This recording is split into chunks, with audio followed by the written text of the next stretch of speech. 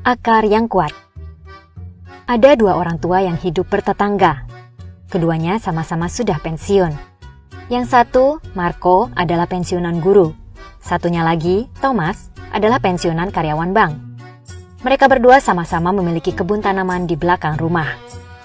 Marco biasanya hanya menyirami tanaman di kebunnya dengan sedikit air. Sementara Thomas akan menyirami tanamannya dengan air yang sangat banyak. Terlihat jelas sekali bedanya. Tanaman di kebun milik Marco tampak tidak terlalu rimbun, sementara tanaman milik Thomas tampak rimbun dan tumbuh sangat subur. Suatu hari terjadi hujan badai kecil. Hujan badai itu tidak terlalu besar, namun berlangsung semalaman.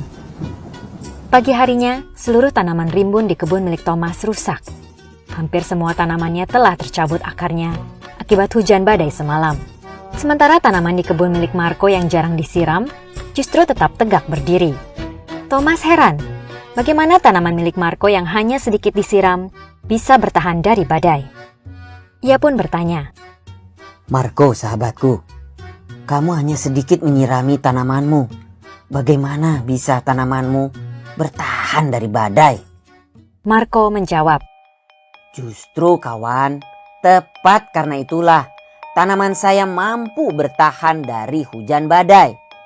Setiap kali saya hanya menyirami tanaman saya dengan sedikit air, akibatnya tanaman saya harus mencari sendiri air tambahan yang diperlukannya.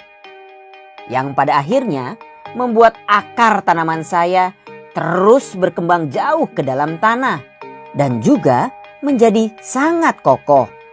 Karena itu, ketika badai datang menerpa, akar yang kokoh itu membuat tanaman saya mampu bertahan tetap berdiri." sebetulnya ini adalah kisah mengenai pengasuhan. Jika seorang anak terbiasa diberi kemudahan, mereka tidak akan pernah tahu apa artinya perjuangan. Dan ketika cobaan datang dalam kehidupan, mereka akan bingung bagaimana harus menghadapinya.